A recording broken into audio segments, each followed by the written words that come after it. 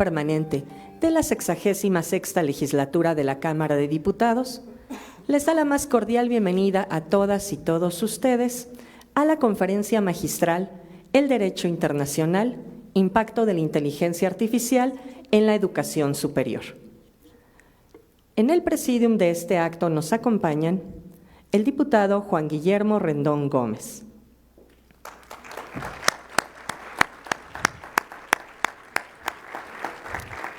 la maestra Cintia Murrieta Moreno, directora general de la Unidad de Capacitación y Formación Permanente.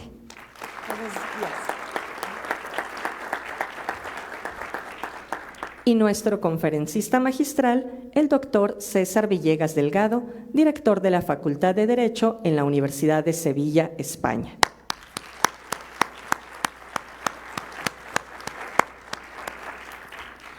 Destacamos la presencia del doctor José Alberto Gaitán García, vocal ejecutivo de los comités interinstitucionales para la evaluación de la educación superior.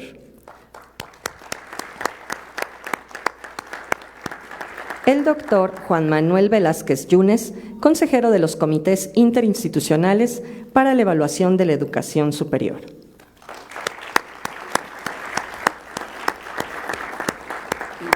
El maestro Luis Roberto Chávez Camarena, rector del Liceo Universitario de Los Cabos, Baja California.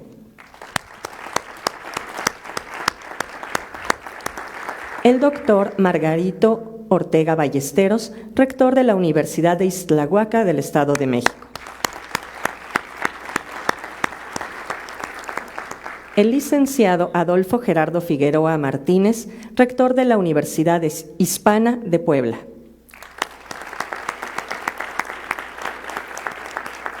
El doctor Miguel Ángel Hernández Mendoza, rector de la Universidad Regional del Sureste de Oaxaca.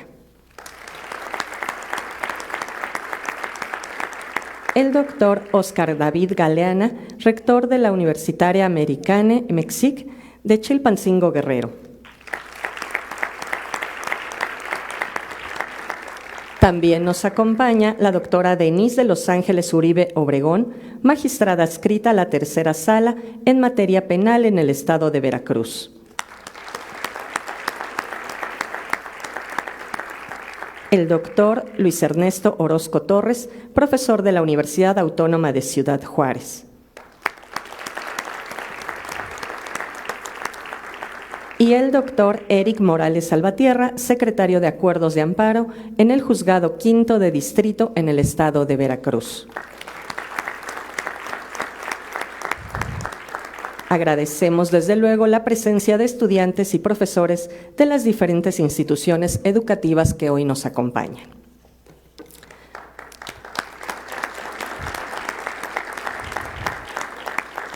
Para dirigir el mensaje de bienvenida tiene la palabra la maestra Cintia Murrieta Moreno. Por favor, maestra.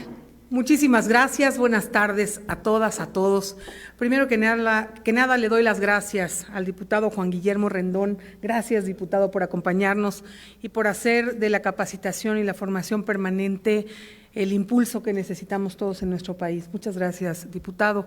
Y le doy las gracias y la bienvenida, y una calurosa bienvenida con mucho afecto, con mucha distinción de parte del doctor Ricardo Monreal, presidente de la Junta de Coordinación Política de la Cámara de Diputados, y de todas y todos quienes lo integran, además, por supuesto, de la Secretaría General de esta Cámara y de la Unidad de Formación y de Capacitación y Formación Permanente, al doctor César Villegas, quien además ha cruzado el charco para venir a dictar esta conferencia tan magistral, tan especial, con un tema que nos importa y que nos debería de tener ocupados, preocupados, interesados, sobre todo lo digo por las nuevas generaciones y aquí a todo el equipo muy importante del Servicio Civil de Carrera que hoy nos acompaña y que tienen una formación importante, conocimiento, capacidad, y a las nuevas generaciones de estudiantes, de alumnos, de alumnas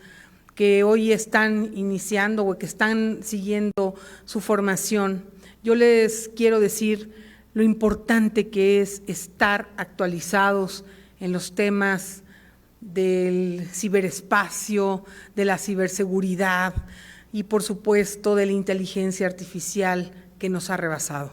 Y tenemos que estar al día, nos tenemos que poner muy atentos en esta materia para que funcione y para que esas herramientas de la tecnología pues podamos utilizarlas a nuestro favor. En este caso, en materia legislativa y de preparación para la Cámara y para las y los diputados. Pero, pues bueno, es un honor que un especialista en la materia que ha empezado con este movimiento en Europa, en México y en otras partes del mundo, donde lo invitan, donde lo convocan a hablar sobre la inteligencia artificial. Hoy nos dicte esta conferencia el derecho internacional y su impacto, el impacto de la inteligencia artificial en la educación superior. No hay nada más conmovedor que ver a jóvenes que vienen aquí, algunos invitados voluntarios, otros no tanto, pero están aquí hoy. Y aunque a veces nos da sueño, nos aburrimos o pensamos que vamos a tener que oír otra o a un señor que está hablando, les quiero decir que no hay nada que ayude en la vida más que la capacitación y la educación.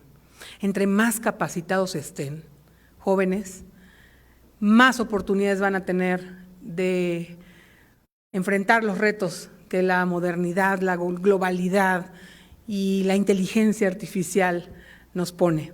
Entonces yo espero que esta conferencia les deje algo para llevarse a su trabajo, a su escritorio, a su cabeza, a su pensamiento y lo puedan aplicar esta y todas las conferencias que vengan y la preparación y los cursos que tengamos en la Cámara de Diputados con la colaboración de gente tan valiosa como el doctor Villegas, a quien le agradezco mucho. Reconozco la participación y el entusiasmo y sobre todo el empuje que tiene el doctor Juan Manuel Velázquez, quien me ha ayudado a hacer toda esta coordinación en el tema de capacitación, y yo le pediría al diputado que nos hiciera favor de darnos un mensaje breve para iniciar esta plática.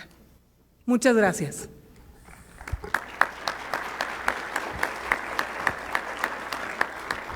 Muy buenas tardes a todos. De verdad es que muchas gracias, maestra Cintia.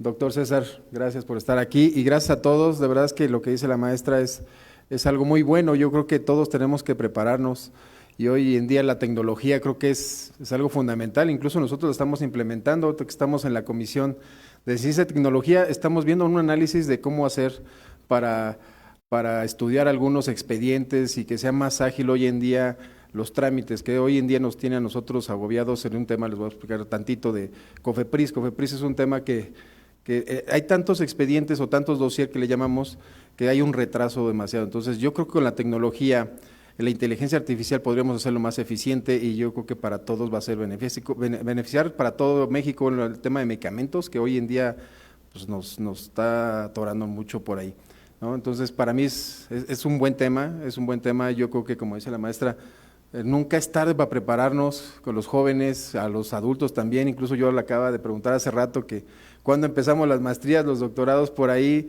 y ya nos vamos a poner de acuerdo, pero jóvenes de verdad, luchen por sus sueños, prepárense, por decir, mucha gente no cree en uno, y uno esforzándose, demuestren todo lo que saben, demuestren toda esa capacidad que pueden obtener, y preparándose y luchando por ese sueño, yo creo que pueden llegar muy lejos, ¿no? Y hoy en día con esta tecnología y el maestro César, el doctor nos va a estar aquí apoyando, yo creo que es muy importante, aprovechen todos esos momentos, a los directores que están aquí, a la gente que conocemos de aquí de las escuelas que son profesionales y que les gusta y se preocupan por los jóvenes, es bien importante, aprovechen todo eso y para mí es muy grato estar aquí, estar invitado y muchísimas gracias y cuenten aquí con San Lázaro, con un diputado que estamos aquí presentes, cuenten con ello, lo que necesiten, estamos a sus órdenes. Muchas gracias y felicidades a todos por estar aquí.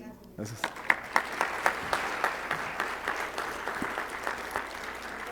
Muchas gracias, diputado Rendón. Antes de dejar en el uso de la voz a nuestro conferencista magistral, me permitiré dar lectura a su semblanza. César Villegas Delgado es doctor en Derecho por la Universidad de Sevilla. Ha obtenido la mención de doctorado europeo y el premio extraordinario de doctorado. Cuenta también con un máster en Jurisdicción Penal Internacional por la Universidad Internacional de Andalucía y es licenciado en Derecho por la Universidad Veracruzana de México. Ha sido becario de la Agencia Española de Cooperación Internacional y becario del Ministerio de Educación, Cultura y Deporte de España, dentro del programa de formación de profesorado universitario. Ha realizado 8 estancias de investigación en la Université Robert Schuman de Estrasburgo, en el Amsterdam Center for International Law de la Universidad de Ámsterdam, en el Grotius Center for International Legal Studies de la Universidad de Leiden, Países Bajos, en el Max Planck Institute for Comparative Public Law and International Law de Heidelberg, Alemania, en el Instituto de Investigaciones Jurídicas de la UNAM, en el Erik Castrén Institute of International Law and Human Rights de la Universidad de Helsinki, Finlandia, en el Instituto de Investigaciones Jurídicas de la Universidad de Jalapa, México, en el Instituto de Derechos Humanos de la Universidad Nacional de La Plata, Argentina, y en la Facultad de Derecho de la Universidad de Bolonia, Italia. Es autor de 8 monografías, 3 como autor y 5 como editor coordinador. Ha publicado 13 artículos en revistas indexadas, tanto en España como en otros países. Es autor también de 20 capítulos de libro. Ha participado como ponente en un gran número de congresos nacionales e internacionales. Ha sido profesor e investigador invitado en distintas universidades europeas y latinoamericanas. La Universidad de Sevilla le reconoce 3 quinquenios de docencia. Ha impartido 2.768 horas de clase en todas las asignaturas obligatorias de su área de conocimiento, 2.168 de las cuales se han impartido tras haber obtenido el grado de doctor. La Comisión Nacional Evaluadora de la Actividad Investigadora de la Agencia Nacional de Evaluación de la Calidad y Acreditación le reconoce un sexenio de investigación. Y la Agencia Andaluza del Conocimiento le reconoce 4 de 5 tramos de investigación, complementos autonómicos. Es co-investigador principal del proyecto I+D+I, Biomedicina, Inteligencia Artificial, Robótica y Derecho. Los retos del jurista en la era digital, financiado por el Ministerio de Ciencia, Innovación y Universidades de España. Sin más preámbulo, queda en el uso de la palabra el doctor Villegas. Adelante, por favor.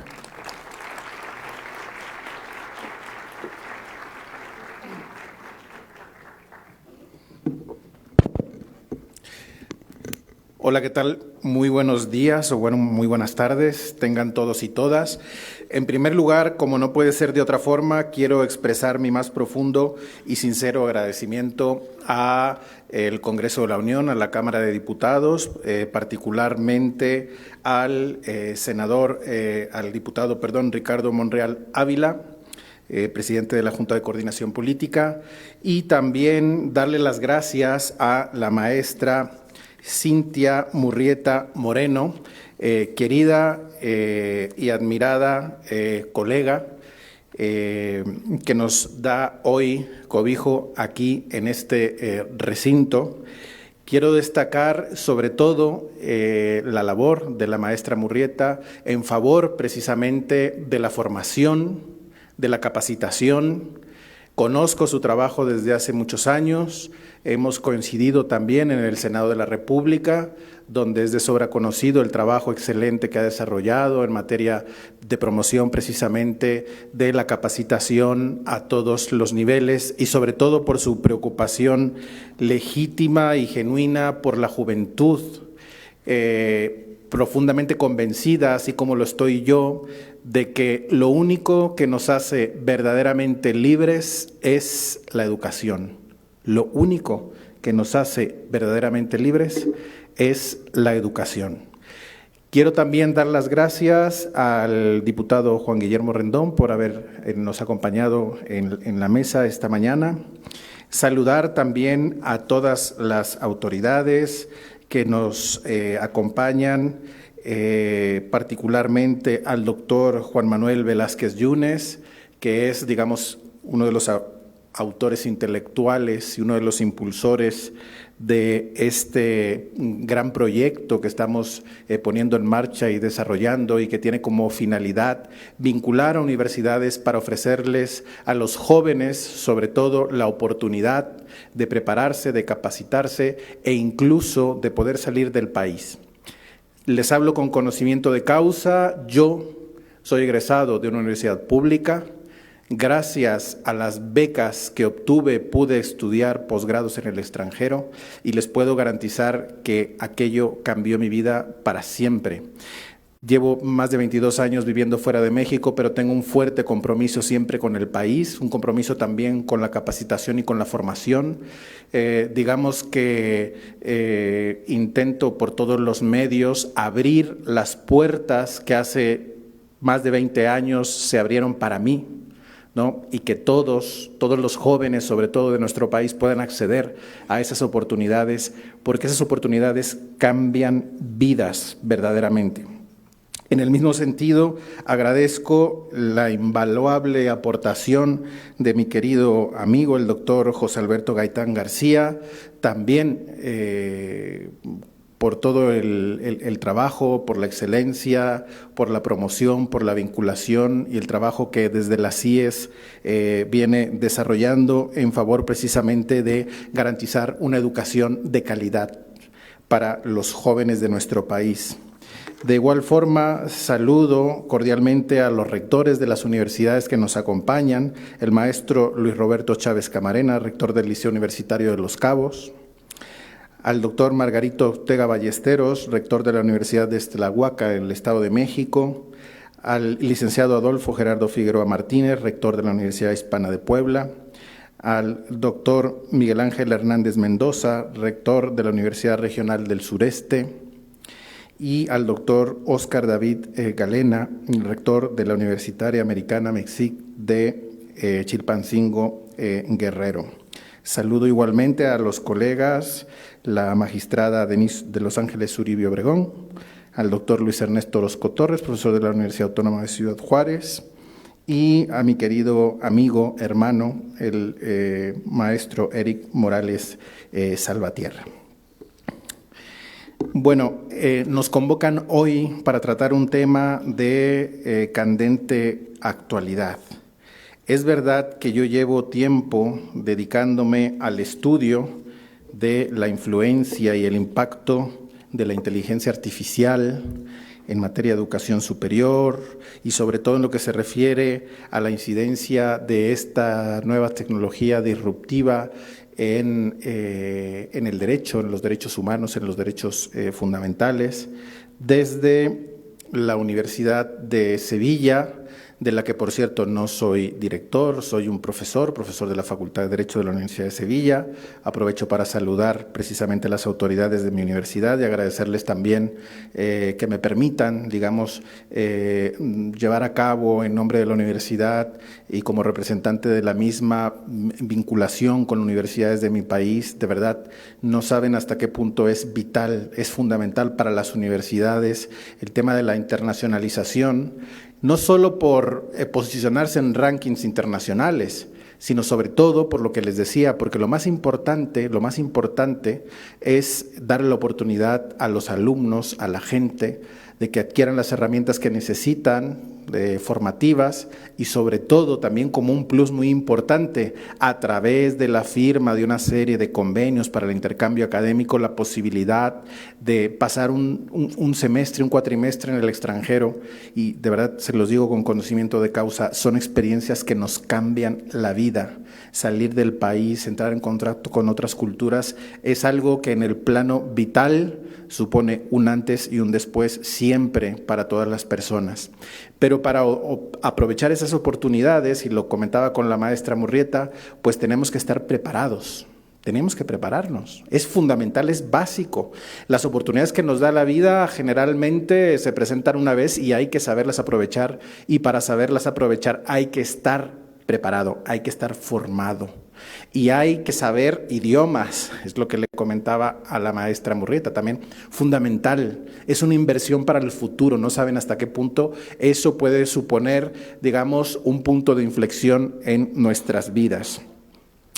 Bueno, entrando en materia de lo que nos convoca, pues quiero señalar que es un privilegio dirigirme a ustedes en un momento crucial para el futuro de nuestras universidades particularmente y por ende de nuestras sociedades. Estamos en la cúspide de una transformación que tiene el poder de reconfigurar todos los aspectos de nuestra vida. Me estoy refiriendo a estas nuevas herramientas de tecnología disruptiva que conocemos como inteligencia artificial. Esa tecnología no solo está cambiando la manera en que trabajamos, vivimos y nos relacionamos, sino que también está desafiando a nuestras instituciones educativas a adaptarse, innovar y liderar este proceso de cambio. En ese contexto, quiero recordar que los fines esenciales de la educación, tal como lo establece la Declaración Universal de los Derechos Humanos en su artículo 26, y abro comillas y cito textualmente, dice el artículo 26 de la Declaración Universal, la educación deberá orientarse al pleno desarrollo de la personalidad humana y al fortalecimiento del respeto a los derechos humanos y las libertades fundamentales. Promoverá la comprensión, la tolerancia y la amistad entre todas las naciones y todos los grupos étnicos o religiosos, y fomentará el desarrollo de las actividades de las Naciones Unidas para el mantenimiento de la paz.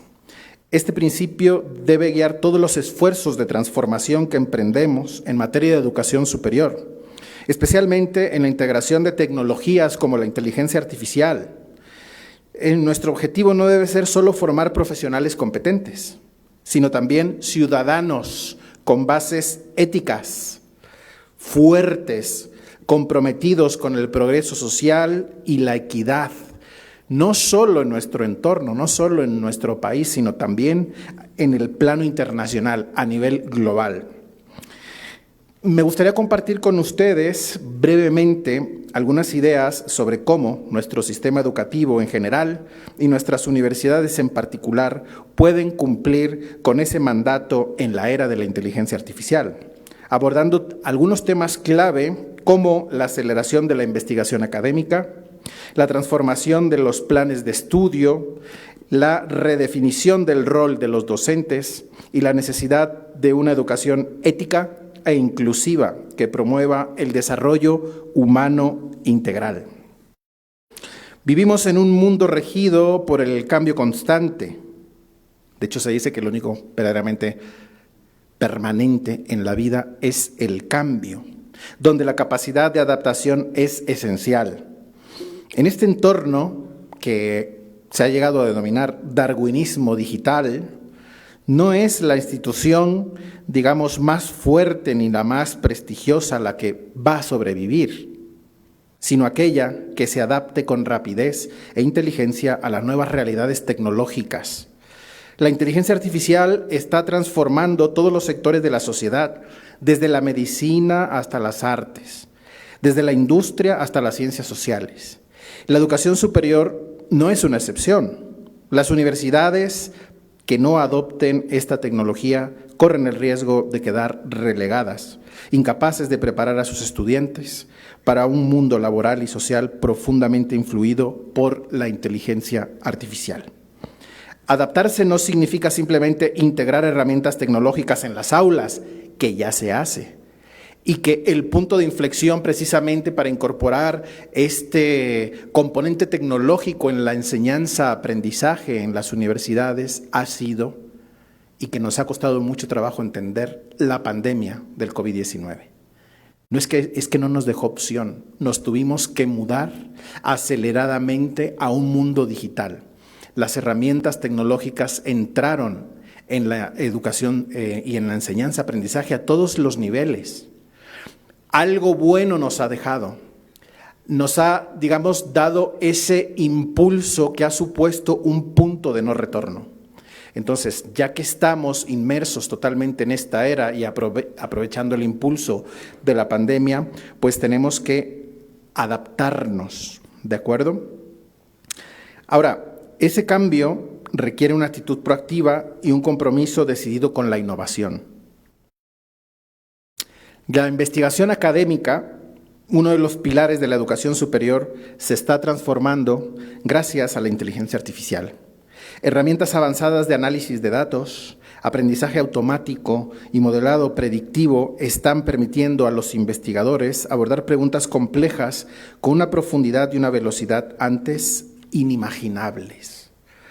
Ejemplos de esa revolución son abundantes en la medicina. La inteligencia artificial está ayudando a identificar patrones genéticos para desarrollar tratamientos personalizados. En las ciencias sociales se utiliza para analizar grandes bases de datos y entender dinámicas sociales y políticas globales.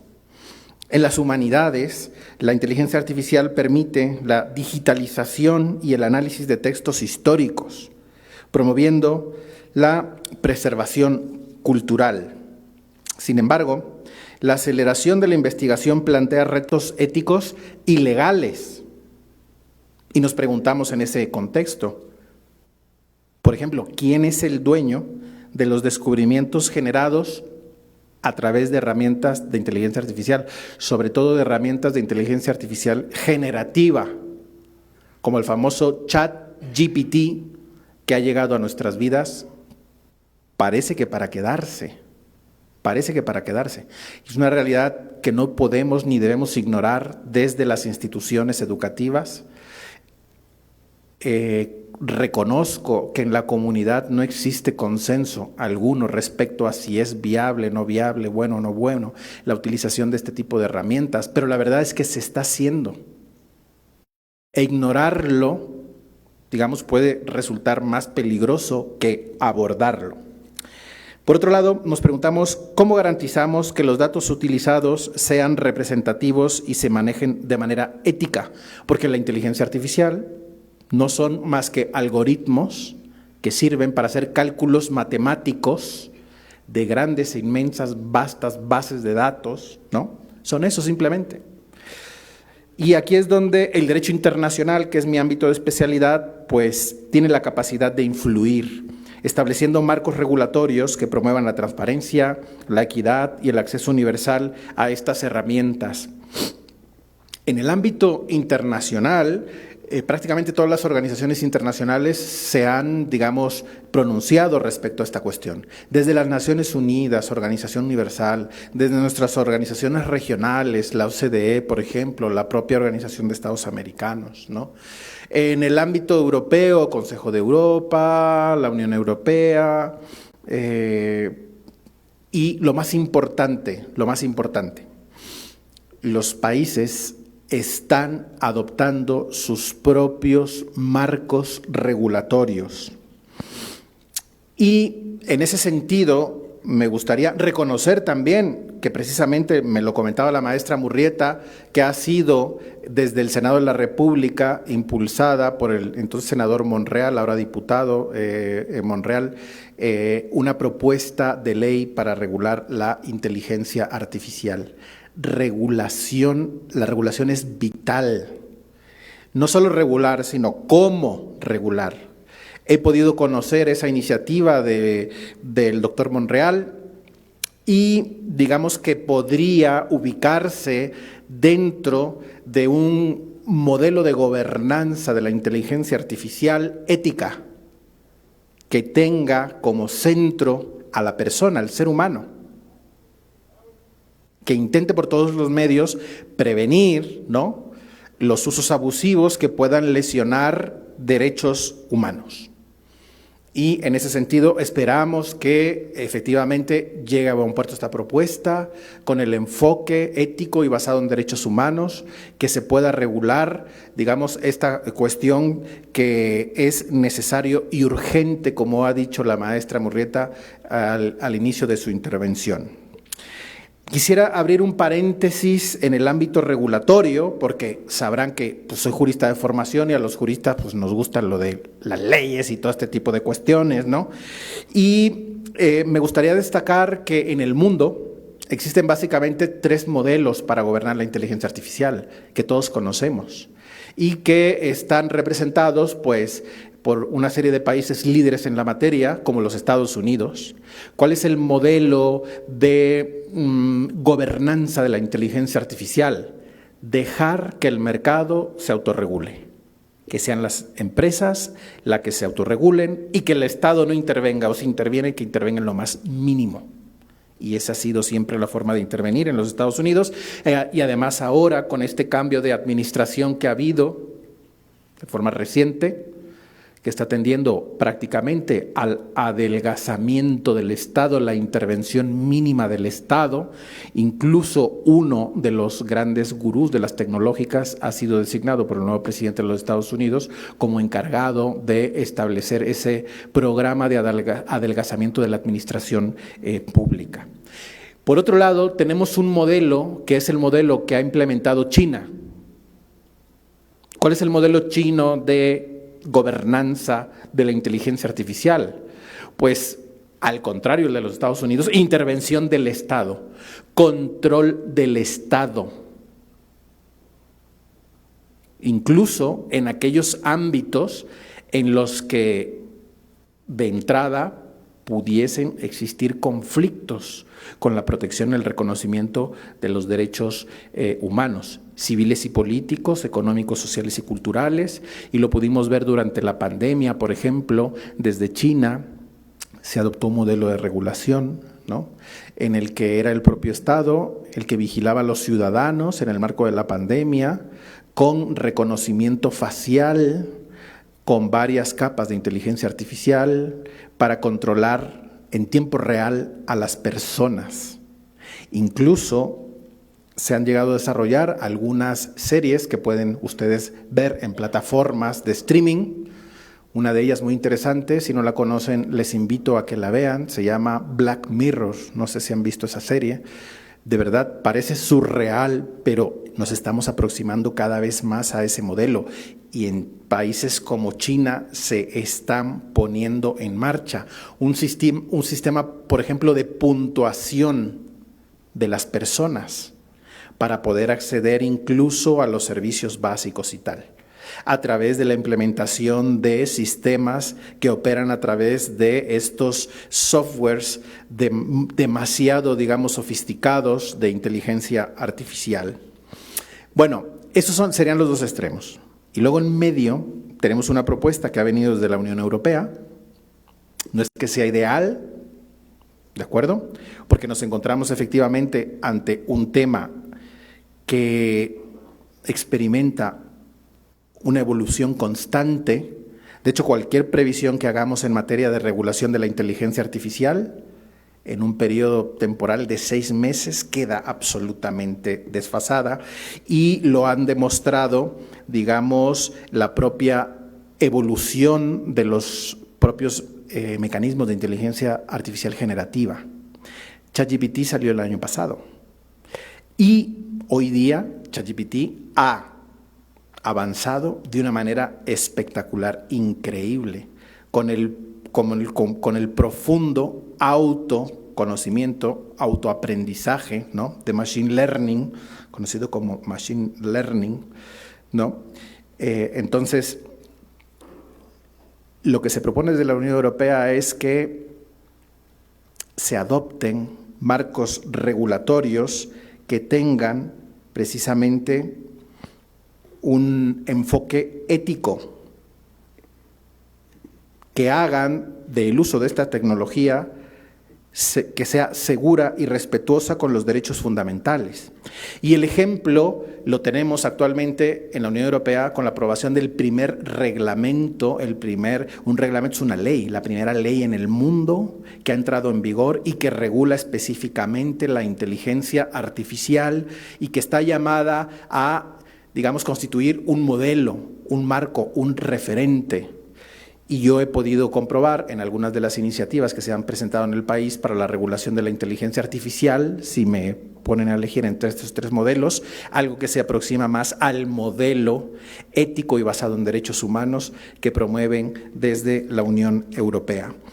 Hay una clasificación de los softwares de inteligencia artificial, adoptando un enfoque de riesgo. El riesgo mínimo aplicaciones de inteligencia artificial que no tienen impacto significativo en los derechos fundamentales, riesgo limitado, herramientas que requieren transparencia, como los chatbots o asistentes virtuales, que deben informar a los usuarios que están interactuando con una inteligencia artificial, ¿no? Les ha tocado navegando en redes, que es la propia máquina que les pide que ustedes certifiquen que son humanos. O sea, increíble, pero cierto. Y riesgo alto, sistemas que afectan áreas críticas como la educación, la salud o el empleo. Eso requieren estrictos controles de seguridad y auditorías para garantizar que no perpetúen sesgos o vulneren derechos fundamentales. Y por último, unos que son de riesgo inaceptable, sistemas que están prohibidos, como los que manipulan el comportamiento humano de manera perjudicial o aquellos que regulan vigilancia masiva no autorizada, que es precisamente lo que el gobierno chino ha hecho durante la pandemia y sigue haciendo, ¿no? El reglamento de la Unión Europea, que entró en vigor este mismo año, precisamente coloca los derechos fundamentales en el centro de la gobernanza de la inteligencia artificial, asegurando que las tecnologías respeten la privacidad, la igualdad, la dignidad humana y la no discriminación. Eso tiene implicaciones directas para las universidades. ¿Por qué? Las universidades deben garantizar que las herramientas educativas basadas en inteligencia artificial se diseñen e implementen de acuerdo con estos principios. El modelo propuesto desde la Unión Europea exige que los desarrolladores y usuarios de la inteligencia artificial sean responsables de sus aplicaciones. Eso incluye garantizar que los sistemas sean auditables y explicables, algo especialmente relevante en el ámbito académico, donde la transparencia es clave para fomentar la confianza y la colaboración. Aunque el reglamento impone restricciones al uso de la inteligencia artificial, también fomenta la innovación responsable. Esto se logra mediante la creación de espacios controlados para la experimentación o las conocidas como sandbox regulations, que permiten probar nuevas tecnologías bajo supervisión, minimizando los riesgos. El modelo de gobernanza ética propuesto por este instrumento ofrece un marco, digamos, llamado a ser de referencia para que las universidades también lideren el desarrollo y la implementación responsable de la inteligencia artificial.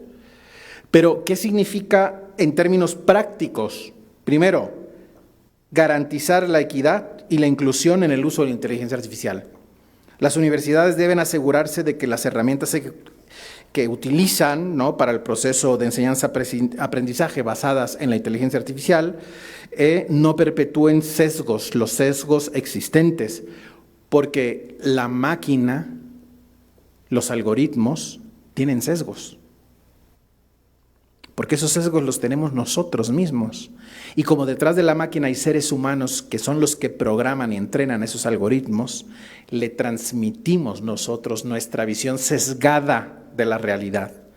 O sea, detrás de la máquina no hay un ente como la Matrix, así, un ente, digamos, que lo controle todo. No, hay seres humanos, personas que están detrás, tratando datos. Por eso el tema del tratamiento de los datos es fundamental, porque para entrenar estos algoritmos de inteligencia artificial se debe garantizar la calidad en los datos que son los que se usan para entrenar estos algoritmos. Si la información que se utiliza para entrenar los algoritmos está sesgada, pues naturalmente que el resultado de lo que esa inteligencia artificial nos dé será, digamos, un resultado sesgado, que puede incluso llegar a discriminar a grupos especialmente vulnerables, ¿no?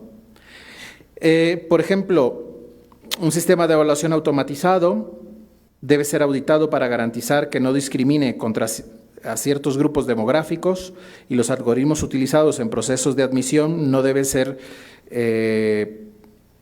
transparentes y equitativos, refiriéndose a las universidades. Ya las universidades utilizan estas herramientas desde hace mucho tiempo para el ámbito de la admisión. Es verdad que el uso de la inteligencia artificial en la administración pública puede ofrecer ventajas de tiempo Imagínense ustedes que estos algoritmos son capaces de tratar, analizar una cantidad ingente de datos en tiempo récord, y es alucinante verdaderamente. Quienes han utilizado el ChatGPT se han podido dar cuenta cómo a través de una transformación matemática del lenguaje natural, el propio ChatGPT, el chatbot, nos da unas respuestas prácticamente instantáneas, ¿no? Eso puede ser eficiente para agilizar los procesos administrativos, y efectivamente el diputado se refería a este tipo de cuestiones, pero digamos que al utilizarlas se debe de tener mucho cuidado, porque ese tipo de herramientas pueden constituir un arma de doble filo. Volviendo al tema de las universidades, pues los planes de estudio, como ustedes bien saben, son el núcleo de la actividad de las propias instituciones educativas, y en un mundo transformado por la tecnología no podemos permitir que permanezcan estáticos. No pueden ser, digamos, planes de estudio pétreos, que no cambien, inmutables. Es que eso es imposible. Integrar la inteligencia artificial en la enseñanza no es una opción, es una necesidad. Si nuestros programas académicos no reflejan la realidad tecnológica actual, estaremos preparando a nuestros estudiantes para un mundo que ya no existe. La transformación de los planes de estudio debe incluir competencias digitales transversales, aprendizaje interdisciplinario, ética de la tecnología. La educación no puede limitarse, como antes señalaba, a formar trabajadores. Debe formar ciudadanos capaces de liderar, innovar y contribuir al bienestar colectivo. Ese enfoque está alineado con los principios de la Declaración Universal de los Derechos Humanos, a los que hacía referencia al principio de mi intervención, y que subrayan la necesidad de promover el desarrollo pleno de la personalidad humana.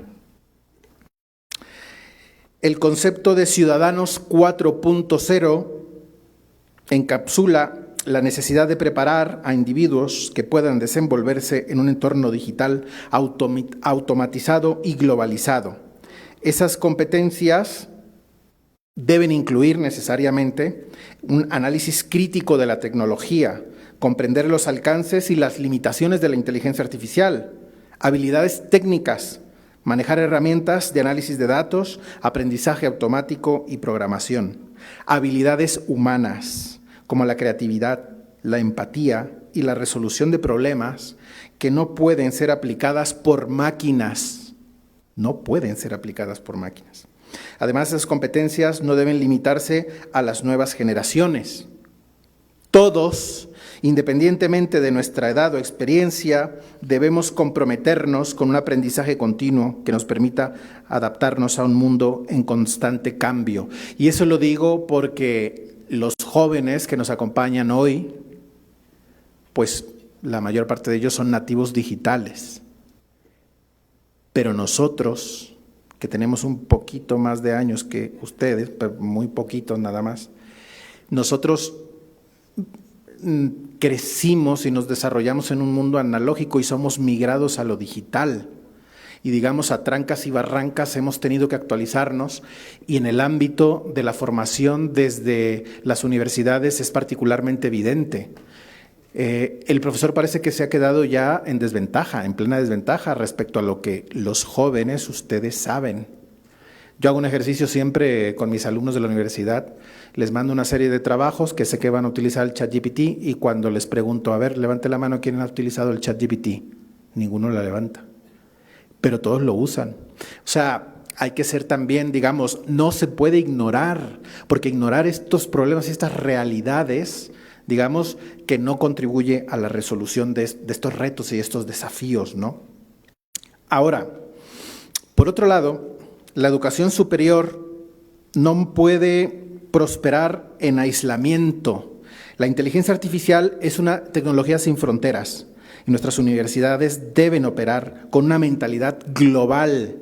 Y esto incluye que son herramientas básicas, pues el fomento de la movilidad de estudiantes y de docentes e investigadores, incluso para aprender de las mejores prácticas internacionales. Participar en investigaciones conjuntas que aborden problemas como el cambio climático, la seguridad alimentaria o la salud pública, utilizando herramientas de inteligencia artificial. Establecer convenios con instituciones internacionales para acceder a recursos y tecnologías de vanguardia. La internacionalización no solo beneficia a nuestras universidades, sino que también promueve la comprensión, la tolerancia y la amistad entre naciones, tal como lo dice expresamente el artículo 26 de la Declaración Universal de los Derechos Humanos, que se refiere a los objetivos de la educación. Ahora bien, la integración de la inteligencia artificial en la educación superior no puede hacerse a expensas de los valores éticos. Debemos abordar cuestiones como la privacidad de datos, la cuestión de los sesgos y el impacto social, es decir, mitigar los efectos negativos de la automatización en el empleo y la equidad. Las universidades deben liderar el debate ético sobre la inteligencia artificial, promoviendo principios de transparencia, equidad y responsabilidad. Y en cuanto a los docentes, contrario a lo que muchos temen, los docentes no serán reemplazados por la inteligencia artificial. Su rol, sin embargo, está indefectiblemente llamado a evolucionar. Los profesores pasarán de ser transmisores de conocimiento a facilitadores del aprendizaje, utilizando la tecnología para personalizar la enseñanza y fomentar habilidades humanas como la creatividad y el pensamiento crítico. La inteligencia artificial, como les decía, está transformando la forma en que enseñamos y aprendemos, permitiendo, entre otras cosas, un acceso global al conocimiento, llegar a comunidades remotas a través de plataformas digitales. Y esa es una cuestión verdaderamente urgente. Como bien saben ustedes, en algunas regiones de nuestro país que no hay acceso precisamente al Internet y que la brecha digital es muy importante. O sea, no podemos estar hablando aquí de la implementación de las nuevas tecnologías y de la inteligencia artificial si primero no garantizamos las infraestructuras que nos permitan, ¿no? Digamos, dar acceso a los medios y reducir esa brecha digital. Es algo que corresponde a la administración pública del Estado, pero es algo también a lo que están llamados a colaborar las entidades privadas. Por último, me gustaría hacer un llamamiento a la acción. El futuro de nuestras sociedades, que está ahí arriba, sobre todo, en toda esa gente joven que veo, el futuro de nuestras sociedades está en sus manos, depende de ustedes. Ustedes son el futuro de este país, son el futuro de la humanidad. Y la inteligencia artificial se presenta como una herramienta, como una oportunidad única para democratizar el conocimiento, mejorar la calidad educativa y cumplir con los fines de la educación establecidos en la multicitada Declaración Universal de los Derechos Humanos. Pero esto solo será posible si asumimos nuestra responsabilidad de liderar esa transformación con visión, compromiso y ética.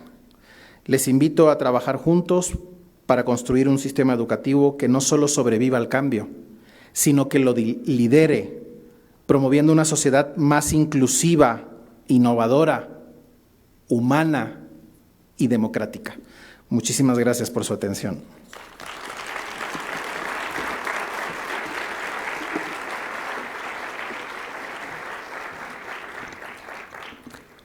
Agradecemos al doctor Villegas por esta magnífica conferencia. ¿Alguien del público tiene alguna pregunta para el ponente? Les pedimos únicamente que sus preguntas sean breves y concisas, por favor. Hola, ¿qué tal? Soy Felipe Hernández, investigador aquí en Cámara de Diputados. Mi duda es, ¿Cómo equilibramos desde la legislación la parte de la innovatividad con la regulación? Porque pues ahorita se hablaba, ¿no?, de estos tres grandes modelos, los dos extremos, pero me parece curioso que las empresas referentes en inteligencia artificial están en los dos extremos y Europa, que tiene este punto medio, no tiene empresas referentes. Entonces hay críticas respecto a esto, que la sobreregulación está afectando la innovatividad. Entonces, ¿cómo considera que se puede equilibrar esto? Muchas gracias. No, gracias a ti por la pregunta, muy interesante, y necesitaría como un par de horas más o menos para contestarte, porque es una de las cuestiones, digamos, que se ha venido planteando desde hace mucho tiempo. Se tiene el miedo de que precisamente la cuestión regulatoria espante a la inversión, espante a la innovación. Y sí, es verdad, es sintomático de que precisamente la zona donde se está regulando más esta cuestión, ¿no?, sea donde, salvo Spotify, no hay ninguna empresa tecnológica de referencia, ¿no? Todas están o en los Estados Unidos o en China propia, ¿no? Nos están ganando, digamos, la batalla. Bueno, análisis empíricos llevados a cabo por la propia Comisión Europea han demostrado que el tema de la excesiva regulación, ¿no?, no constituye, digamos, un obstáculo, así como se percibe desde la opinión pública, ¿no? Mario Draghi hizo público un informe, me imagino que lo conoce, sobre los retos y desafíos para la Unión Europea, y Mario Draghi se refería precisamente a la cuestión de la excesiva regulación. Y claro, eso ha despertado muchas críticas, porque la verdad es que la innovación en Europa está estancada desde hace ya muchísimo tiempo, y no es por una cuestión regulatoria, son cuestiones, digamos, distintas, ¿no? Es verdad que sí hay empresas que han mostrado, pues, su preocupación, por lo menos, ¿no?, a partir sobre todo de la negociación esta del reglamento de inteligencia artificial, que fue brutal, ¿no? Fue brutal, de verdad. El ponente de este reglamento es un querido colega de la Universidad de León, eurodiputado, Iván Blanco. Él se está ahora mismo constituyendo en un referente en la materia, ha sido llamado por varias administraciones de distintos países, desde Oceanía, Asia, África y tal, como experto, como consultor para hablar de estas cuestiones. Y él llega y cuenta una anécdota, digamos, muy simbólica en ese sentido. Lo citaron en Austin, aquí, en Texas. Y dice que los legisladores de Texas, porque tú sabes que en los Estados Unidos se está planteando la posibilidad de que cada estado tenga su propia regulación sobre algo que no conoce de fronteras, es algo ridículo. Entonces dice que los tejanos le preguntaron la primera cuestión, y sofocados, y lo más importante, ¿no?, para ellos la pregunta era, ¿cómo pudieron soportar la presión de las empresas tecnológicas? Hay muchísima presión, o sea, hay mucha presión por parte de las tecnológicas, desde luego.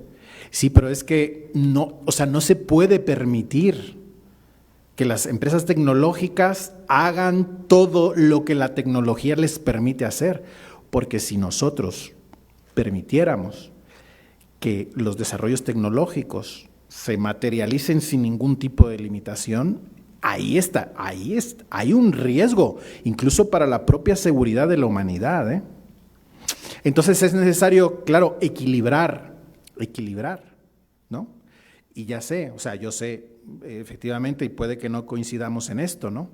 Pero yo creo que ante estas cuestiones no se puede ser neutral, ¿no? Y es un compromiso el que se asume, ¿no?, de apostar por una regulación basada en principios éticos y que tenga, como lo he dicho, en el centro de esa regulación a la persona y a los derechos de la persona, ¿no? Claro, si miras a los Estados Unidos, lo que se pretende es maximizar las ganancias, y los derechos no importan, es una opción política. Claro que es una opción política, por supuesto que es una opción política. Y nosotros, y yo particularmente, estoy del lado del de la protección, como no puede ser de otra forma, de los derechos humanos, garantizar la dignidad humana. Garantizar la dignidad humana. Claro, las tecnológicas están preocupadas porque van a perder dinero. Y claro, y el Estado va a cobrar más impuestos en la medida en que más facturen y tal. Pero es que esto no pasa, eso no es nuevo, ¿eh? Y debes de saber que esto no es algo nuevo, ¿no? Y siempre son, te digo, opciones políticas. Y ahí es donde la propia sociedad civil se debe de implicar. Y la gente joven como ustedes jóvenes investigadores y tal, deben de tener también ese compromiso, ¿no? Al menos esa es mi opinión. Puede que no la compartas y no pasa nada, ¿eh?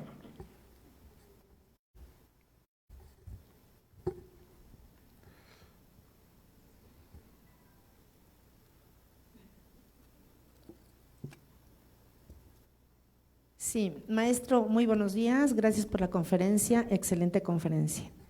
Soy la maestra Angélica López de la Universidad Justo Sierra y estamos aquí presentes. Me llamó mucho la atención cuando usted mencionó que el profesor se debe de volver un facilitador, un guía para el alumno. En ese sentido, me viene a la mente el método constructivista. Desde su punto de vista, ¿cree usted que en las universidades tendríamos que cambiar los planes de educación, los programas académicos en relación a lo que es el constructivismo? Y eso se lo comento porque precisamente existen tratados internacionales importantes en materia educativa en donde se solicita a los países que promuevan ese cambio radical en la educación hacia el método constructivista. Situación que a veces en nuestro país, bueno, pues no lo hemos visto aún en la educación superior, y sí me gustaría pues ver el punto de vista de usted en esa materia, ¿no? Todo lo que es la educación, el método constructivista en donde el alumno crea su propia crítica, su propia reflexión y su propia conclusión, ¿no? Entonces me parece muy interesante. Muchísimas gracias. Igual le digo, yo necesitaría un par de horitas para contestarle de algo que me apasiona, o sea, verdad, verdaderamente me apasionan estos temas, y es que, como usted sabrá, y si no, se lo comento, en los países europeos que forman parte de una organización internacional de integración supranacional, existe un único espacio, y desde hace muchos años se ha tendido a la homogenización del sistema de enseñanza de educación superior. Existe, es una realidad, un espacio europeo de educación superior, donde se ha adoptado una serie de medir, por ejemplo, el tiempo que un alumno debe de emplear para superar una asignatura en créditos ECTS, European Transfer System, que se denomina, y que el famoso Plan Bolonia, ¿no?, nos obligó a hacer un cambio incluso paradigmático en el modelo de enseñanza-aprendizaje en las universidades europeas.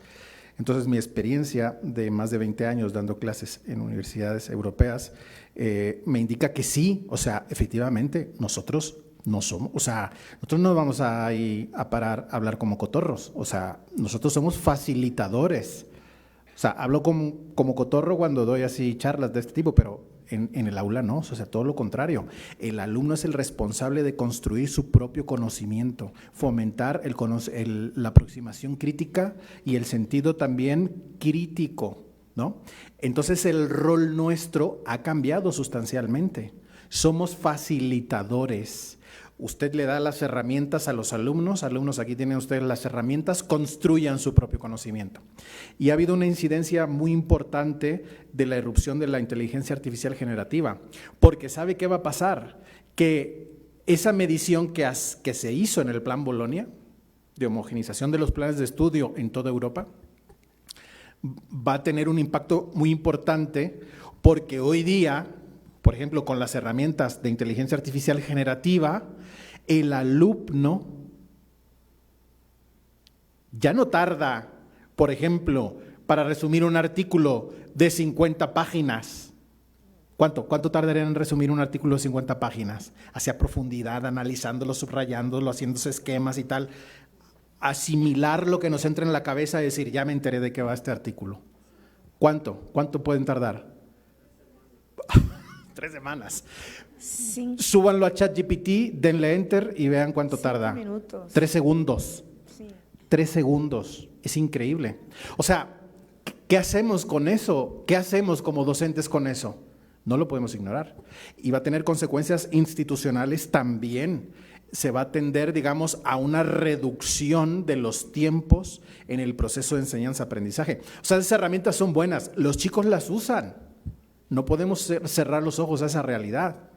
¿Es bueno o es malo? Pues todo depende del enfoque que se le dé y de cómo uno, desde las universidades y nuestra labor y rol como docente, pues asuma ese papel de facilitador de la construcción del conocimiento por parte del alumno, ¿no? Al menos esa es mi particular opinión sobre el particular. Gracias. Muchísimas gracias. No, gracias a usted.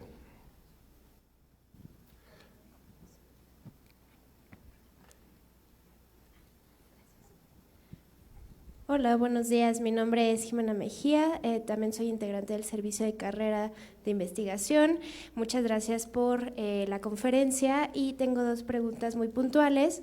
La primera es, justo, ¿qué tipo de competencias usted visualiza que deberían fomentarse ante la emergencia de este tipo de herramientas? Porque creo que lo que puede extraer de esta conferencia es que es una herramienta que no podemos dejar de utilizar.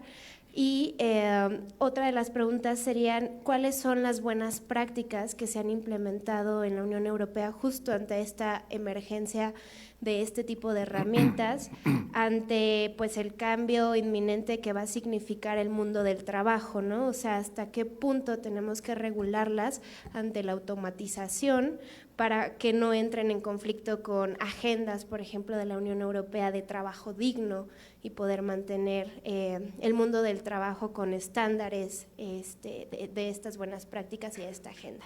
Gracias. No, gracias a usted por su pregunta. Bueno, en el ámbito de las competencias que deben de fomentarse, en el marco, digamos, de la formación, como le decía antes, básicamente competencias digitales, aunque los alumnos son nativos digitales, ¿no?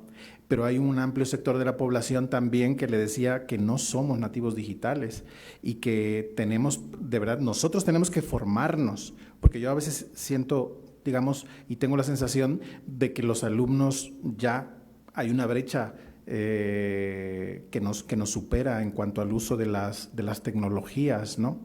Entonces, yo creo que una de las cuestiones fundamentales es, digamos, fomentar en ellos, ¿no?, un uso, ¿no?, de esas herramientas bajo una serie de parámetros, como le decía, basados en una serie de principios que sí que son éticos y tal, ¿no? Pero sobre todo, en aquellas personas que no somos nativos digitales, ¿no?, la utilización, cómo utilizar. O sea, esa tecnología no constituye un fin en sí mismo, sino que es un medio más, una herramienta más, ¿no? Es una herramienta más. Mire, cuando yo estaba en la primaria contaba con el ábaco y bolitas de colores, después sacaron las calculadoras. Y la verdad es que se tuvo un miedo, es que esta gente se va a volver tonta, ya no va a poder saber cuánto es 3 más 3 o 3 más 7, porque ya no tienen las bolitas de colores para contar, porque la máquina la va a hacer por sí. Y las calculadoras científicas y tal, y la verdad es que eso no pasó. Cuando irrumpió en el mercado el buscador de Google, por ejemplo, todo el mundo tuvo miedo, dijo, esto va en detrimento, ¿no?, de el espíritu crítico y de la, digamos, la capacidad, ¿no?, de precisamente buscar, investigar. O sea, ya eso de irte a la biblioteca, las fichas y tal, eso quedó total y absolutamente desfasado, ¿no? Pero no ha pasado nada, nos hemos tenido que adaptar y nos seguimos adaptando. Por eso les hablaba del darwinismo digital, o sea, hay que adaptarse, tenemos que adaptarnos, ¿no? Y lo de las buenas prácticas, ese sí es un problema mayúsculo.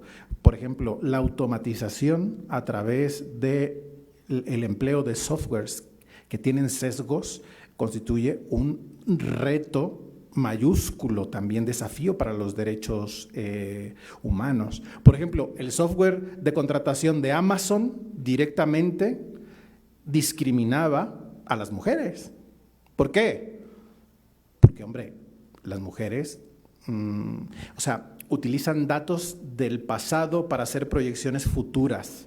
Si esos datos del pasado que se utilizaron para entrenar el software decían que la mujer tenía que estar en su casa atendiendo a sus hijos y al marido, pobre hombre sacrificado que estaba todo el día trabajando y llegaba por la noche hambriento a la casa y había que tenerle la cena hecha y todo ese tipo de cuestiones, es un sesgo. O sea, ¿qué va a decir el software? Además, es producto de, digamos, humano, o sea, detrás de la maquinita hay un humano y se reproducen los sesgos que tenemos como personas, ¿no?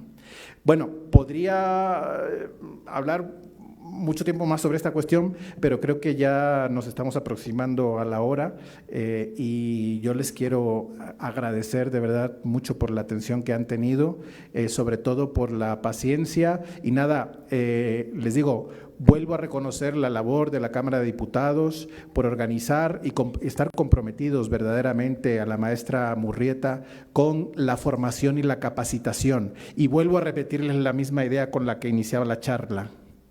Estoy profundamente convencido, porque mi historia vital me lo ha comprobado, que lo único que nos hace verdaderamente libres es la educación. Así es que, por favor, luchen por sus sueños, porque formados y preparados, los sueños se hacen realidad. Sin lugar a dudas, se los digo con pleno conocimiento de causa.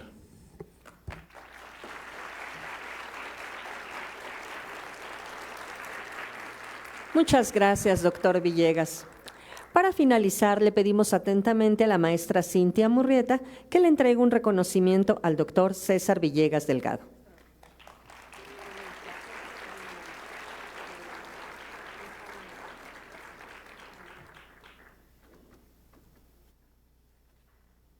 Pues extraordinaria la ponencia, es un tema que da para muchas horas, para muchas discusiones, para muchos foros, pero doctor Villegas Delgado, te queremos entregar este reconocimiento que la Cámara de Diputados te otorga y es por tu ponencia magistral extraordinaria, el derecho internacional, impacto de la inteligencia artificial en la educación superior, en el Palacio Legislativo de San Lázaro, a los 26 días del mes de noviembre del 2024 y la firma el diputado doctor Ricardo Monreal Ávila, presidente de la Junta de Coordinación Política. Muchas felicidades y gracias por acompañarnos. Muchas gracias. Enhorabuena. Gracias. Déjame sacar una foto.